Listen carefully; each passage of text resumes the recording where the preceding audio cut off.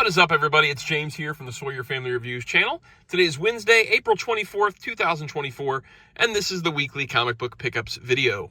Every week I buy comic books, get them for myself, get them for my kids, get them at Queen City Comics in Fairfield, Ohio, zip code 45014. If you're in the area and into comic books, check out that great comic shop, and then head a mile down the road and check out the toy department. You're going to have a blast. All right? Let's jump in. A few old books, a bunch of new books. Bobby is in the midst of making me a new bag because I've really beat this one up pretty bad at this point. So she's making me a new comic bag. So you will not... This one is only going to be here for a while longer. I don't know how long it's going to be, but she's in the midst of making me a new bag, which is pretty exciting. First up, for Gracie, I'm going to get all three of these out at once. There was nothing new for her this week, and we love Disney stuff. And Donald Duck happens to be both mine and her favorite of the Fab Five, which is Mickey, Minnie, Donald, Pluto, and Goofy. So I got her some old Donald Duck comics today. I got one of these from Gladstone. This is an old Gladstone issue. These were originally $1.95, and I think it was like $2, $2.10, something like that, in the back issue bins. I don't know if they really tell creatives so much on these things. They probably don't. Some of this is probably like old Carl Bark stuff, maybe? I don't know. So there's that one. And then I got these. This is Gemstone. Was that Gemstone as well? Did I say Gladstone? Yeah, Gladstone. Yeah, I was right. Gladstone. And then these are Gemstone. Donald Duck and Friends, issues 310 and 311. So if you've ever gone to a comic shop and you got a little one tagging along with you, and you're looking for some fun, kind of age-appropriate comics to give them, you really can't go wrong with some of these old Disney books, Archie books, that kind of stuff. Little kids will have fun with them. They're fun, short stories. A lot of times, parents will come into the comic shop and they'll want to get a Spider-Man comic, and you get them the Spider-Man comic that's in the middle of a story. They're not going to know what's going on. Or it's got age-inappropriate stuff in it, which is kind of crazy nowadays. You have to do that. So I recommend these older Disney comics, older Archie comics. Anytime a person's... If I happen to be in the comic shop and there's an adult looking for comics for little kids, I recommend this stuff.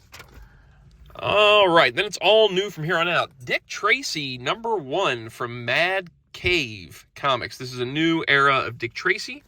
I don't really know who these creatives are. I grabbed this for Blaze. I'm going to probably check it out as well. It was $4.99. It is by Alex Segura and Michael Morisi with art by Geraldo Borges. And the art kind of reminds me of some of those Shadow comics. Kind of like when Garth Ennis was doing Shadow. It kind of reminds me of that. And I'm cool with that, but I also miss the Chester Gould Dick Tracy. Like, I wouldn't have minded if it looked more like that. But I'm also cool with this. I'm also cool with checking this out. And I figured Blaze would probably dig on reading this. And this almost looks kind of Warren Beatty-ish, this cover does to me. And then another one for Blaze. I got him Creature from the Black Lagoon Lives. This is the second Universal Monsters series from Skybound and Image. The first was Dracula. So this one is about the Creature from the Black Lagoon, which is up there when it comes to my favorite Universal monsters. It's tough. I don't know if it's him or Wolfman. I don't think there's as much going on with the Creature as there is with Wolfman, and Lon Chaney Jr.'s Wolfman. It's more like it's the visuals of Creature that are cool, and I think it's the story of Wolfman that's cool. Dan Waters and Ram V are the artists. The writers, and Matthew Roberts is the artist.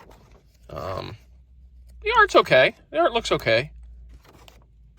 Looks all right. And there's Creature. That's cool.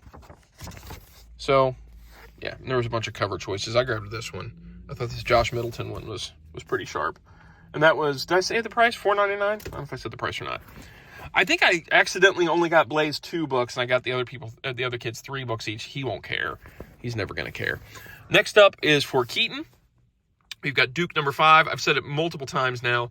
Keaton is totally engrossed in the Skybound Energon universe. The Transformers book is his favorite comic. And then the Cobra Commander and Duke that tie into it, excuse me, are up there as well. $3.99 for this. This one is written by Josh Williamson with art by Tom Riley. I really like the art on this book. Every time I flip through the Duke comic, I'm like, I really dig this gritty art that's going on here. I really like the look of this. Oop, looks like Optimus is going to make some kind of appearance here. So, there's that. And then, from here on out, it's all me and Keaton. So, Jango Fett, number 2. I grabbed this cover for Keaton, which is the regular cover at $3.99. And then I've got this cover for me. I thought it was super fun. Like, Jango kind of in a bar, in a space bar. I thought that one was nice. So those are both $3.99 covers. He read the first issue and enjoyed it. I have not read the first issue. Ethan Sachs doing the writing, Luke Ross doing the art. But I really want to get caught up on Jango and Mace. I know I talk about getting caught up all the time. But since they're mini-series, like limited series, I feel like I could knock those out and be caught up and then read them as they come in. Looks like Aura Singh's in this book. And I mean, obviously that's from the cover, so...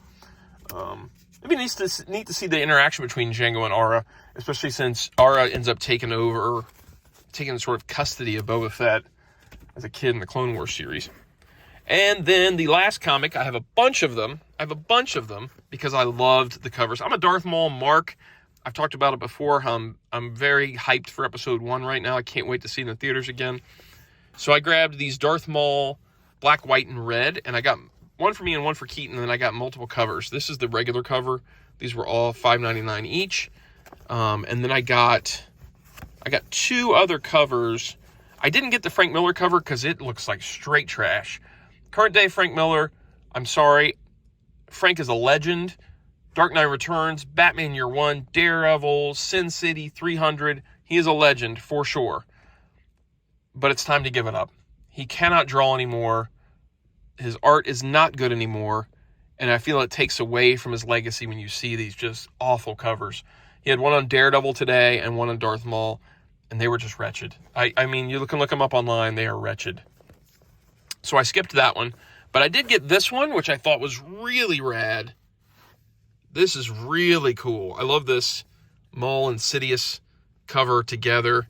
I didn't get any that priced up on. I only got the red ones. And then I got this picture one, which is like all in like a red filter. Thought that one was really cool.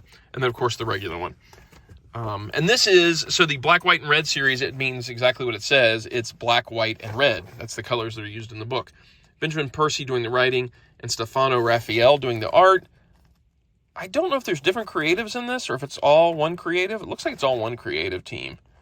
I'm excited about reading this. I'm excited about reading this series. Yeah. And that's it. If you enjoy the videos, like, subscribe, notify. If you read comics, leave a comment down below. I always enjoy when occasionally people leave a comment. It's pretty rare these days. But I don't care. I'm going to keep doing these. Because I enjoy doing them. So, that's it. See you guys next week. Take it easy.